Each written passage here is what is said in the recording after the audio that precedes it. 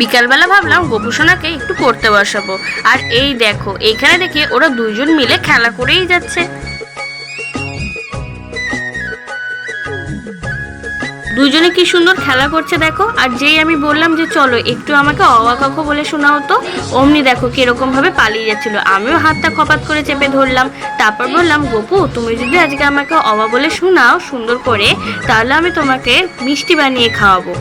আর এই দেখো তার শুনে কি সুন্দর হাসি ফুটেছে, দেখতে পাচ্ছ গোপু সোনার মুখে।